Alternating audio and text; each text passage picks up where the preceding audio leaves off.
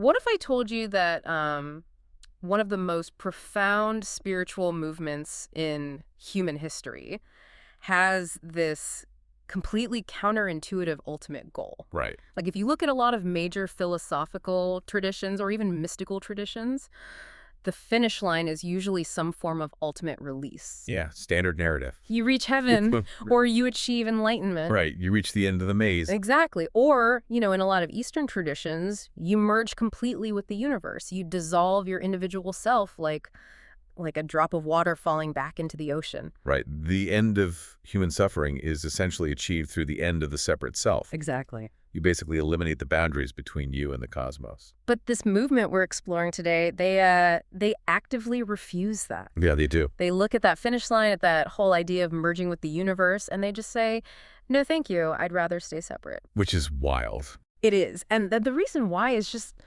it's staggering to me. They choose to stay separate because if you merge with the universe, if you become one with everything. There's no one left to fall in love with. Yes. There is no one left to fall in love with. It completely upends our entire definition of spiritual success. It really does. Because sometimes, the most radical thing you can do isn't to dissolve into the void. And it's not to forcefully fight the systems around you either. Right. It's to simply bypass all of it.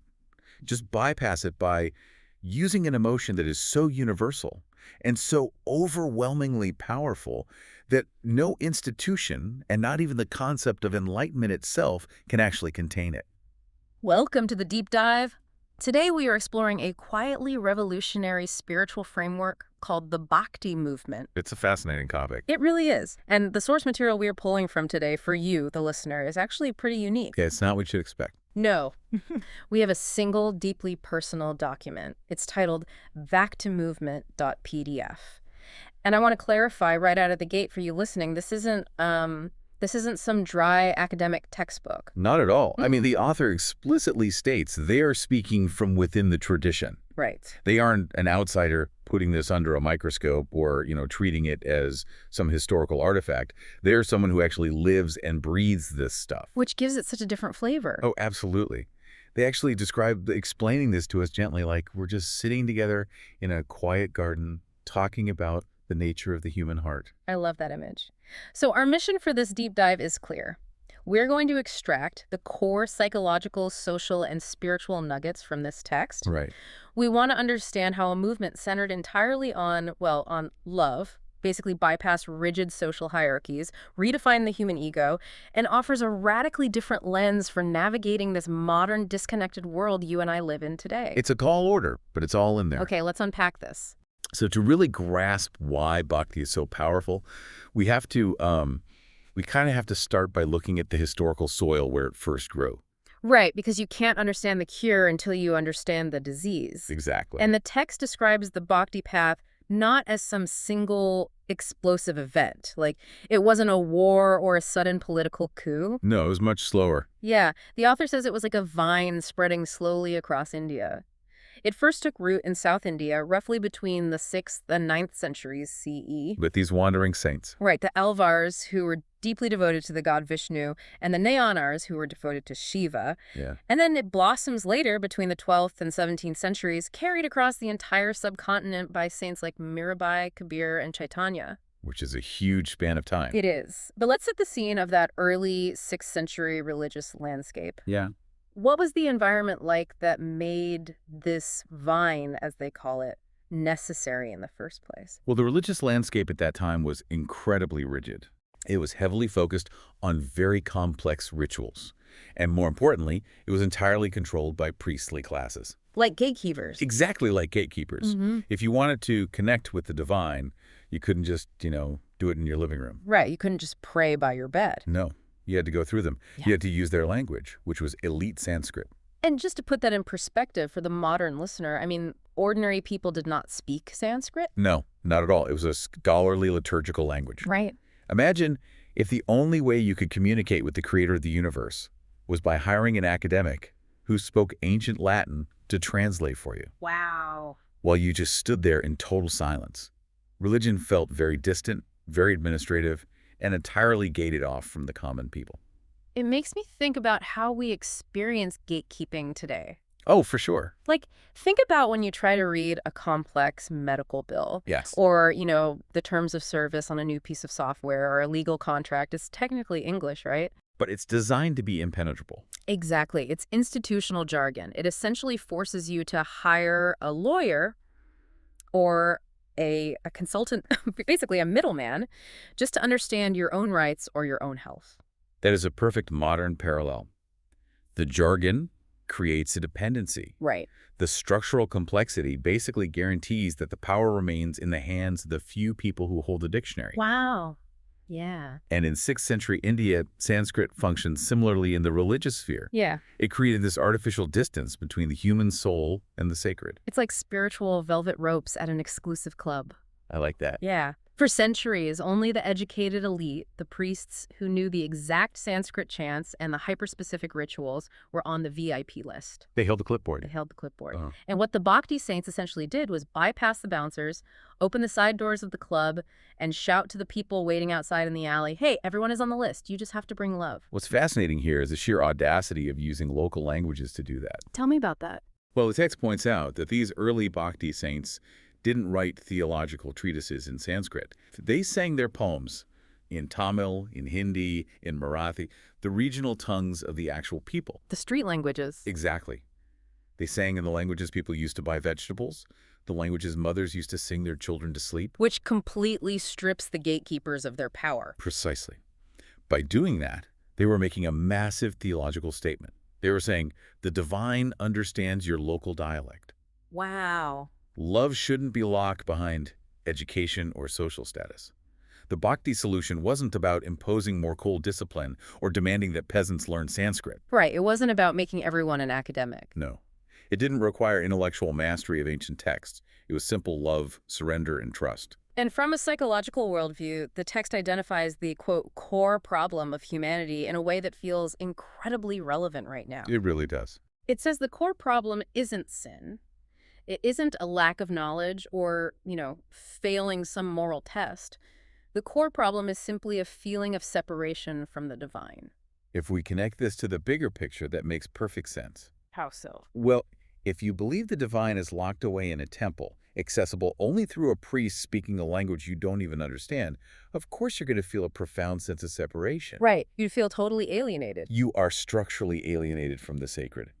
Bhakti identified that alienation, that existential loneliness, as the root of human suffering. So loneliness is the root. Exactly. When you feel separate, you develop an inflated ego to protect yourself, and you develop attachments to material things to fill that void. So if we accept that God is someone you can just talk to directly in your own language and anyone can do it, doesn't that immediately make the elite priesthood completely useless? Oh, absolutely. How did the kings and the priests react to being bypassed like that?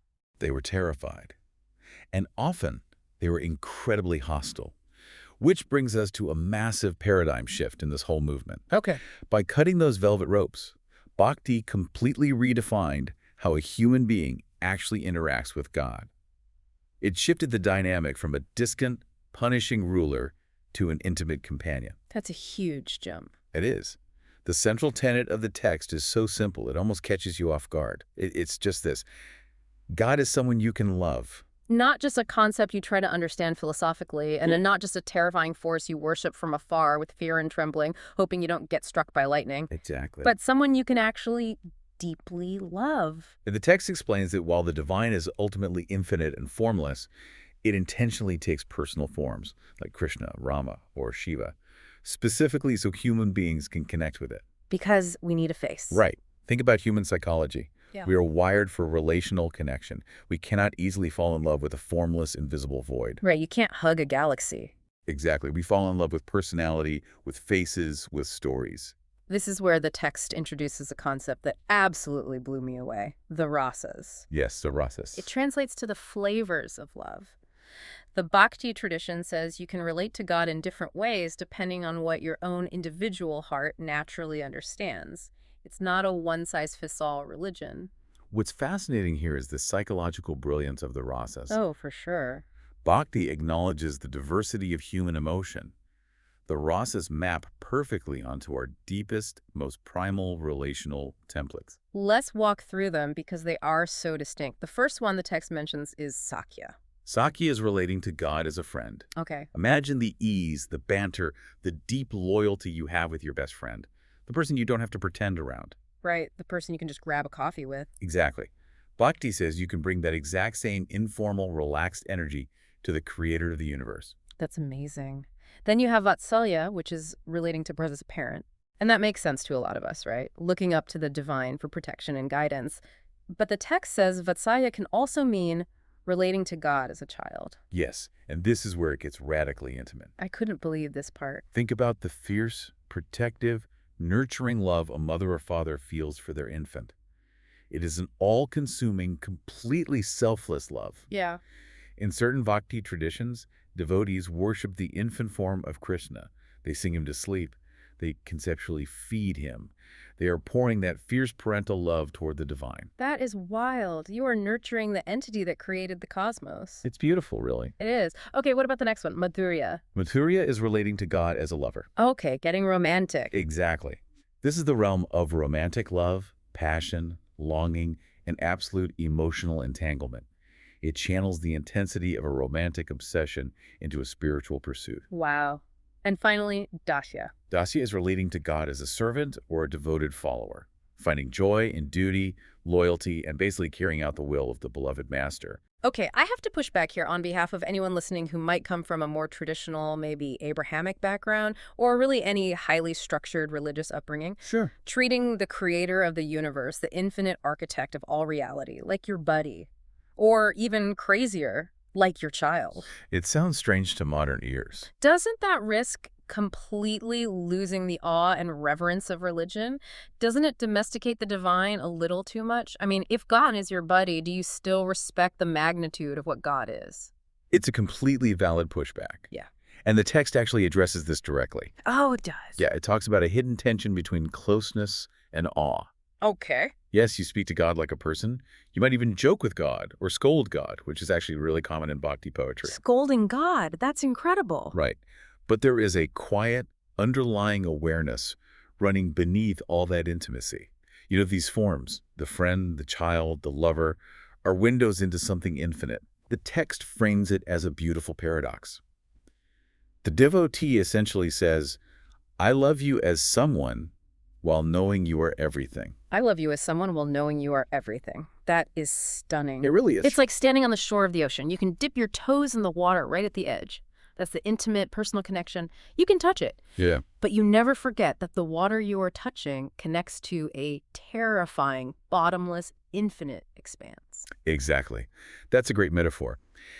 To address the core of your question about losing reverence, Bhakti argues that this tension actually shapes a much deeper, more authentic humility than fear-based reverence ever could. Really? How so? Because fear makes you obey, but love makes you surrender willingly.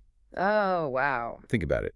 If you approach the infinite out of terror, your ego is still very much intact. You're just trying to protect yourself from getting squashed. Right, you're just looking out for number one. You are totally focused on your own survival. But if you approach the infinite with the vulnerability of a lover, a friend, or a parent, your ego naturally softens. Because you care about the other person. Exactly. You aren't cowering before power. You are melting into a relationship.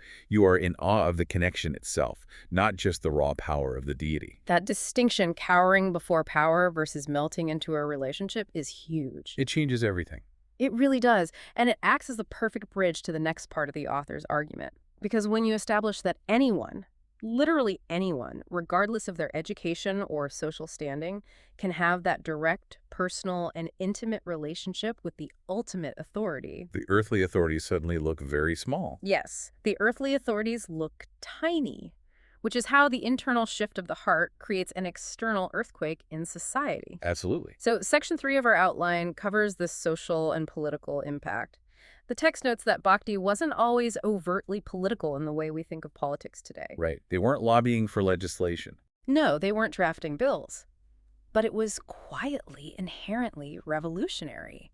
It challenged caste exclusivity. It empowered women saints. Take Mirabai, for example, who is prominently mentioned in the text. Let's talk about Mirabai. She was a 16th century mystic and poet, and she was born into royalty, married into a powerful ruling family. Okay, so she had high status.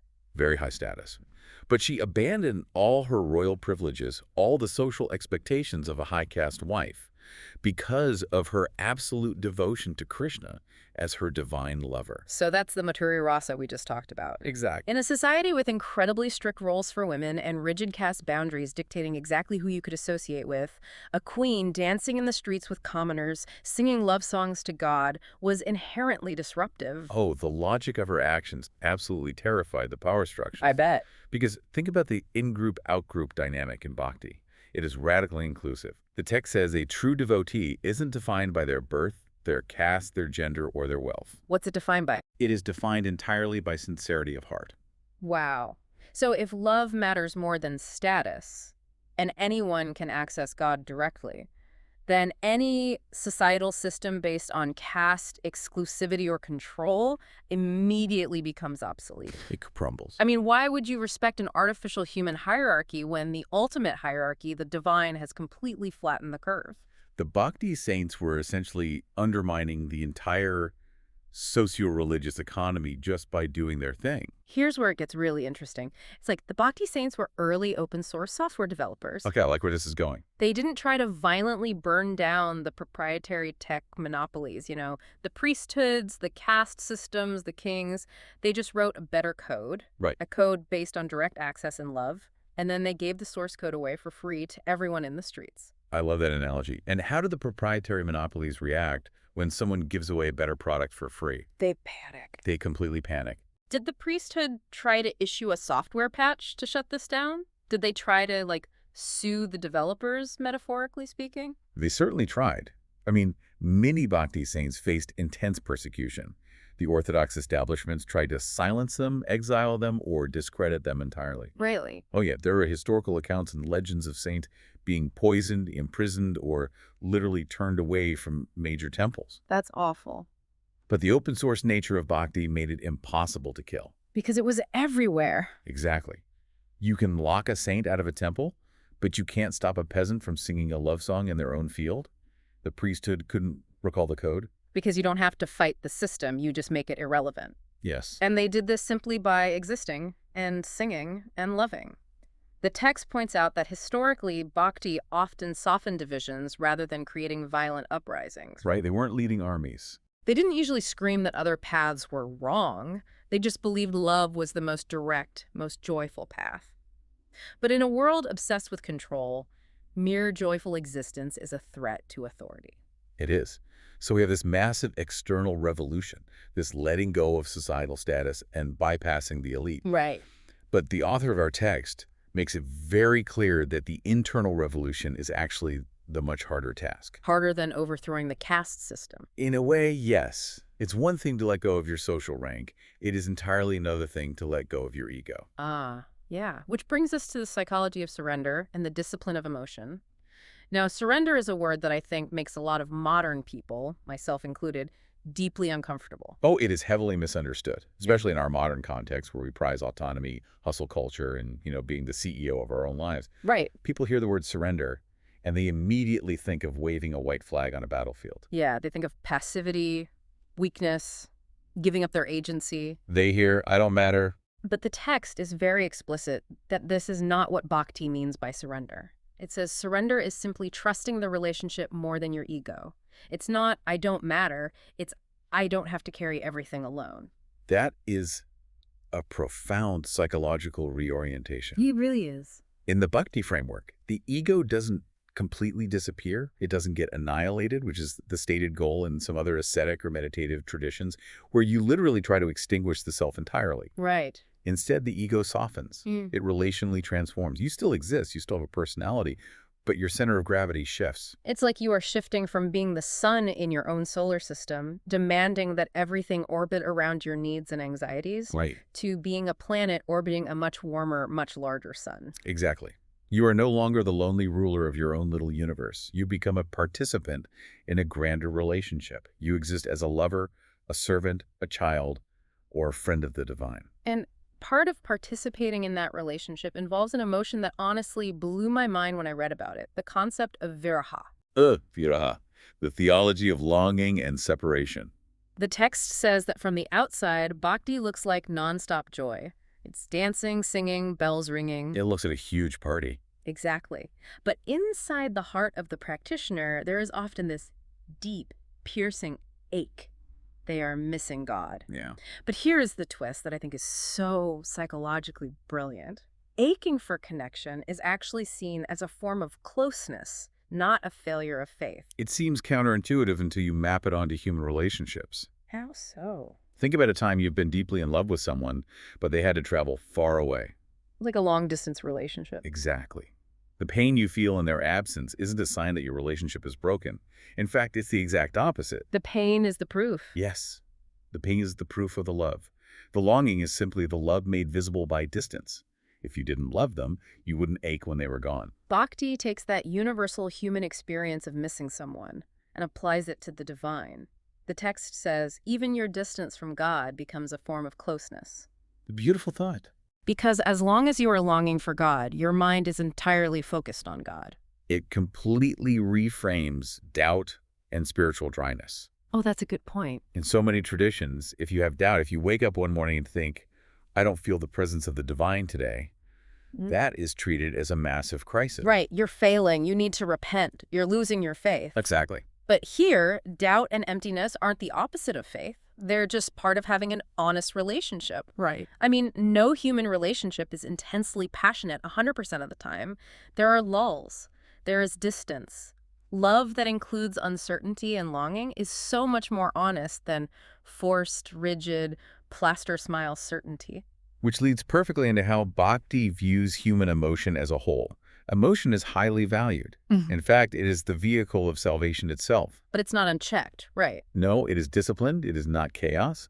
The text talks about a refinement of feeling, learning how to love without possessiveness, learning how to feel deeply without becoming unstable or unhinged. The author uses this beautiful analogy of tending a garden. Yes. You don't suppress the wild, vibrant growth of your feelings. You don't pave over the garden of your heart with concrete stoicism and pretend you don't feel anything. Right. But you also don't just let the weeds of jealousy, anger, or selfishness take over.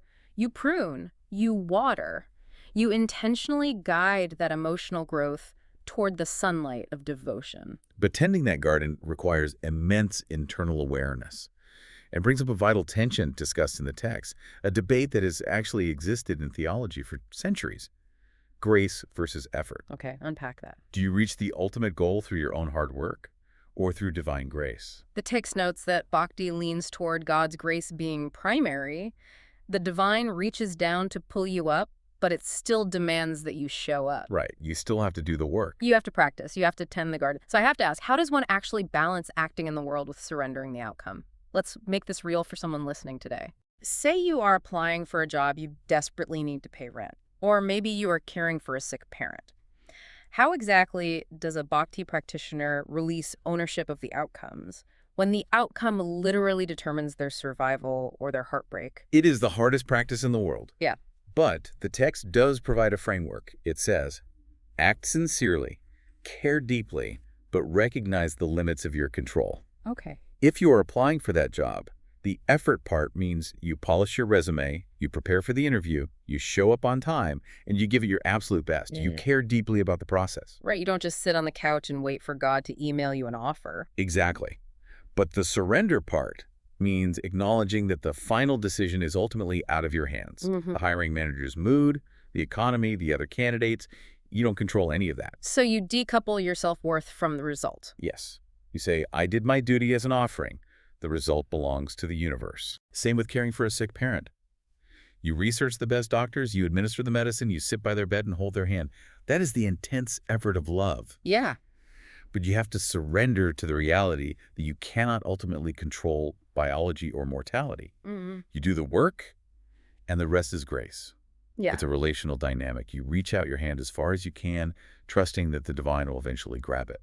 But to maintain that softened ego, to actually live in that space of surrendered effort while sitting in traffic or dealing with a toxic boss, you need constant Oh, reminders. definitely. We forget so easily. Right. You need tools to reframe your reality every single day.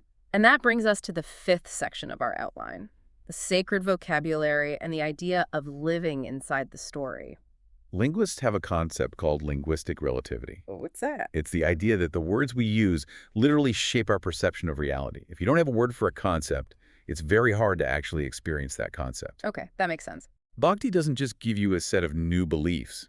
It gives you a new relational language to rewire how you see the entire world.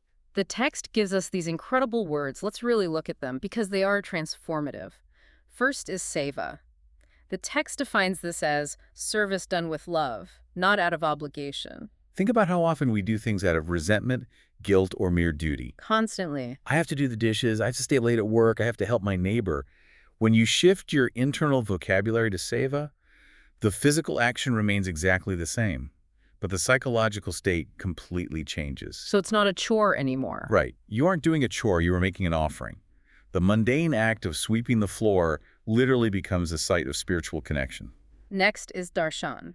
The text translates this as seeing the divine, but also being seen by the divine. It's a mutual gaze. A mutual gaze. That's lovely. Then there's Leela, which views the world as God's divine play. Leela is crucial. It changes the narrative of life from a brutal, serious pass-or-fail test orchestrated by a judging God into a cosmic dance or play. It introduces a sense of lightness and mystery to existence. And prasada, receiving life as a gift, not an entitlement. Yeah. It's like putting on a pair of augmented reality glasses. I love the AR glasses analogy. You are walking down the exact same physical street as everyone else. Yeah. You're doing the exact same mundane tasks, cooking dinner, writing emails, commuting. But the overlay changes. Exactly. The Bhakti overlay highlights everything in the color of the sacred. Cooking dinner isn't just meal prep, it becomes an offering, and eating it is prasada. Relationships become reflections of divine love. And to power those AR glasses to keep the battery charged, basically, the practitioner relies on sacred stories. Right. They don't just read these stories as historical accounts or myths. They use them as active emotional templates for their own lives. Give me an example from the text. For example, the stories of Krishna's childhood, from the text known as the Bhagavata Purana. Stories of Krishna stealing butter from his neighbors, or teasing his friends in the village of Vrindavan. Okay, I have to stop there because from an outsider's perspective, God stealing butter seems so wonderfully random. It does sound funny. Why focus on that? Why not focus on God creating galaxies or splitting seas? Because creating galaxies is awe-inspiring, but it's not relatable. Fair point. You can't intimately connect with a galaxy maker, but you can connect with a mischievous toddler. Yeah. Focusing on God stealing butter demonstrates that the divine isn't stiff, distant, or overly formal. God can be playful, intimate, and accessible. It completely breaks down the formality that keeps us alienated. Then the text mentions the epic of the Ramayana, which acts as a different emotional template. It shows devotion through duty, honor, and sacrifice, and the story of Prahlada. Prahlada is a deeply powerful template. Who was he? He was a young boy who maintained his absolute devotion to Vishnu despite being subjected to extreme persecution and torture by his own father. Oh, wow. And his father happened to be a tyrannical demon king. So how does a modern practitioner use the Prahlada story? Obviously, most people listening to this aren't facing a mythological demon king. No, probably not. But they are facing bankruptcy, or a devastating medical diagnosis, or a profoundly toxic workplace that demands they compromise their ethics. Right, modern demons. Exactly. Right. When the modern practitioner feels crushed by their environment, they map their experience onto Prahlada. I see. The story answers the question, how do I maintain my devotion, my softness, and my integrity when the world around me is hostile and terrifying? The story provides the emotional roadmap to survive the modern stressor. And they pair these mental templates with physical anchors, because the text wisely notes that humans are physical, forgetful creatures. We really are. We get distracted by our phones, our anxieties, our hunger. We need tactile things. We need reminders. The text mentions chanting Om, the primal sound of ultimate reality. The Tulsi plant, a sacred basil plant kept in the courtyard, which is treated almost like a living devotee and cared for daily. And the Japamala, the prayer beads. The Japamala is a beautiful example. The text describes it as providing a physical rhythm for the heart. I love that phrase. As you roll each bead through your fingers, Yeah. reciting a name of God, you are physically grounding your wandering mind. These symbols aren't just decorative art pieces. They are tactile tethers, pulling the mind back to the relationship whenever it drifts into anxiety or ego. So we've zoomed in really closely on the day-to-day, minute-to-minute Bhakti experience.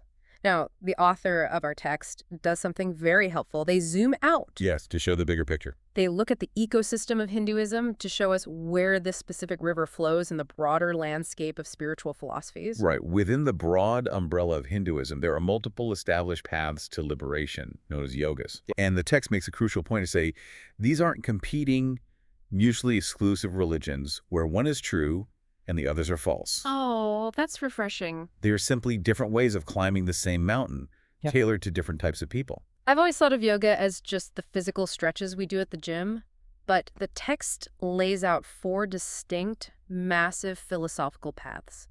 Let's really contrast them so we understand how wild the Bhakti path is in context. First, you have Jnana Yoga. Jnana Yoga is the path of knowledge and intellect. Okay. Imagine someone practicing this. They are essentially in a library or deep in philosophical debate. They are dissecting reality through intense intellect, trying to pierce through the illusion of the world to understand the absolute, unvarnished truth. It is rigorous and highly analytical. Then you have Karma Yoga. This is the path of action and duty without attachment. Right. This is the person out in the world doing their job flawlessly, serving society, but remaining completely internally detached from the success or failure of their actions. Then there is Raja Yoga. This is the path of meditation and mastery of the mind. The classic meditator. Exactly. Imagine someone sitting in absolute silence in a cave or a retreat, conquering their own thoughts, controlling their breath, achieving ultimate internal stillness. And finally, Bhakti Yoga, the path of love and devotion. The contrast here is jarring. It really is. You have the Jnana Yogi in the library, the Raja Yogi in silent meditation, and then you have the Bhakti Yogi dancing in the street, crying tears of joy, singing at the top of their lungs. Why does Bhakti argue that dancing and singing is just as valid, if not more direct, than the library or the silent cave? The key distinction the author makes is about accessibility in human nature. How so? Well, the intellectual path can become dry. The meditative path requires a level of discipline most ordinary people simply don't have the time or luxury to develop. I mean, who has time to sit in a cave for 10 years? Definitely not anyone with a mortgage. Exactly. And the path of duty can sometimes feel mechanical. But Bhakti says, don't worry about mastering your mind or realizing complex absolute truths. Just fall in love with the divine and let the sheer force of that love transform your mind and your actions automatically. So it's a shortcut, In a way, yes, it centers relationship over realization. which loops us all the way back to the hook of our deep dive today. This leads to an ultimate goal that is entirely unique. Right. In those other paths, the ultimate goal is liberation from the cycle of rebirth moksha, dissolving back into the universe. But the text says that for Bhakti, liberation is actually secondary to love. Many devotees don't want to merge completely with the absolute. They want to remain separate just so they can keep loving God forever. It's a profound shift in priorities. It means the ongoing relationship is actually better than the relief of non-existence or eternal peace. But wait, I have to ask, isn't choosing to remain separate from the absolute just another sneaky form of ego? That's a great question. Like, I like my identity. I want to keep experiencing this high of love, therefore I refuse to dissolve. Isn't that just spiritual selfishness? It sounds like it, right? But it raises an important distinction about what the ego actually is. Okay, tell me. From the Bhakti perspective, there is a difference between the ego of self-importance, the ego that says, I am the center of the universe, look at me, and the distinct, humble self required to experience a loving relationship. Oh, I see. To have love, you fundamentally need two entities, a lover and a beloved. If everything merges into one undifferentiated mass, the experience of love ceases to exist. There's no dynamic exchange. Wow. So maintaining that slight separation isn't about arrogance, it's an act of eternal devotion. They are preserving the self purely to serve as a vessel to keep giving love to God. That is beautiful. They keep the cup intact just so they can keep pouring water out of it. And the author explains why a Bhakti follower views this path as the most true for them. Love feels immediate, it feels human, it's accessible whether you are rich or poor, and it brings a kind of emotional certainty that you just can't argue with in a debate. But the author is also very careful to maintain a pluralistic view. They don't claim exclusivity. Right. They recognize that different psychological profiles need different paths. The text beautifully concludes this comparison of the yogas by saying, all rivers lead to the ocean, but this is the river where I learned to swim. This is the river where I learned to swim. That line is going to stick with me. It's a great line. It is. Which brings us to perhaps the most practical, urgent part of our deep dive, modern relevance. How does a centuries-old tradition from South India map onto the anxieties, the fragmented attention spans, and the relentless hustle culture of today's listener? Well, the text asks, why do people convert or turn to these ancient practices today? And what's the answer? It highlights that people are searching for connection in a profoundly disconnected world. We have never been more technologically networked, yet sociologically, we are lonelier than ever. We are drowning in data, but starving for intimacy. Precisely. And Bhakti offers profound emotional healing because it doesn't tell you to suppress your messy, complicated human feelings. It says your emotions, even the painful ones, are the path itself. The text even breaks down how Bhakti naturally adapts to different modern subpersonalities. It gives us 4 archetypes, which is such a cool framework. Let's really unpack these because I guarantee everyone listening will recognize themselves or their friends in one of these. First, the text mentions the Kelly type. Ah, yes. Kelly is the natural empath. Okay. The nurturing soul who is always taking care of their friends, organizing the meal train, listening to everyone's problems. In the modern world, Kellys often burn out. They get drained because they are pouring out energy and receiving nothing back from a transactional society. So how does Bhakti rewire a Kelly? Bhakti steps in and says, your softness is sacred. But instead of just pouring it into a void, frame your caretaking as an offering to the divine. Oh, that's smart. Taking care of others becomes a spiritual practice. They plug into an infinite source of love, so they stop running on empty. Okay, next is the Kenny type. Kenny is the analytical spreadsheet guy. Right. The overthinker. The person who needs structure, logic, and a clear roadmap, and who might be highly skeptical of anything that sounds too woo-woo or purely emotional. For Kenny, modern life can feel chaotic and devoid of ultimate meaning. Because it doesn't fit in a spreadsheet. Exactly. So Bhakti offers Kenny deep philosophical grounding. The tradition has massive, complex theological texts, like the Bhagavad Gita or the Vedanta commentaries, where logic meets devotion. Kenny can find a rigorous, structured system that satisfies his intellect while slowly opening his heart. Then we have the Addie type. Addie is free-spirited, highly expressive, maybe an artist or a creative who feels totally stifled by corporate structure and the rigid expectations of modern adulthood. For Addie, sitting silently in a meditation hall would be torture. Oh, absolute torture. So Bhakti offers Kirtan the communal singing, the drums, the dancing. It provides a structured, safe, and sacred container for spontaneous joy and massive emotional release. Addie gets to physically express their spirituality. And finally, the Devon type. Devon is stoic, highly disciplined, maybe carrying a lot of responsibility, and trying very hard to hold back the dam of their own stress. They don't want to dance in the street. Exactly. For Devon, Bhakti offers inner steadiness through the practice of duty and quiet surrender. Okay. It teaches Devon how to find purpose through unwavering devotion, how to let go of the crushing need to control every outcome without losing their core strength. The brilliance of Bhakti is that the system molds to the shape of the practitioner's psychology, rather than forcing the practitioner to amputate parts of their personality to fit the system.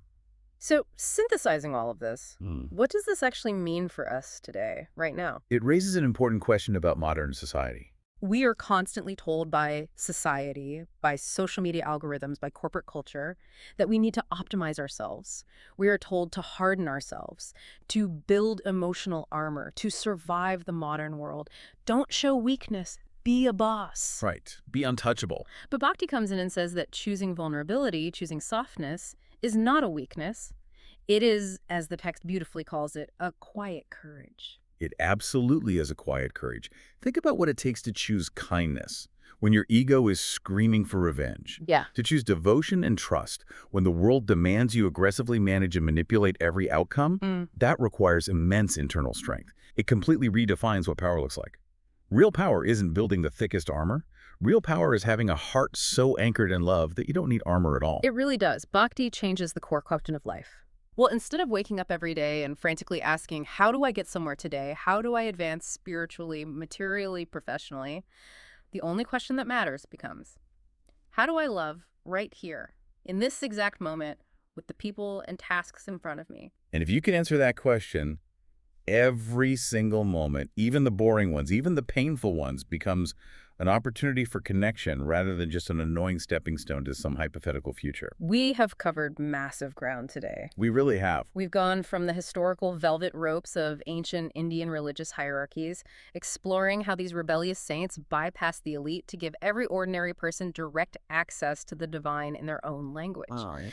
We've looked at the intimate psychological reshaping of the modern ego through the rasas, shifting God from a terrifying distant judge to a mischievous child or an intimate friend. And we've seen how the simple, radical act of devotion, of living inside the sacred vocabulary of Seva and Leela, can transform the mundane, heavy tasks of our day into profound acts of connection. It is a remarkable journey from a loud historical revolution of the masses to the quiet internal transformation of the individual heart. I want to thank you, the listener, for spending your time with us today exploring this beautiful, deeply human philosophy. But before we go, I want to leave you with a thought to mull over. Let's hear it. We've talked extensively today about how Bhakti teaches us to relate to the divine in every single moment, transforming the mundane into the sacred using an overlay of devotion. It begs a really fascinating question for our modern age. As we plunge deeper and deeper into the era of artificial intelligence, algorithms, and virtual realities, spaces that are currently defined entirely by data extraction, corporate control, and cold, metric-driven optimization, could a Bhakti mindset change our relationship with technology itself? If we approach the digital void not with our ego's desire to consume, to doom scroll, or to control, but with an open search for genuine connective resonance, could we find a way to make even our digital lives sacred? That is a profound question to carry forward.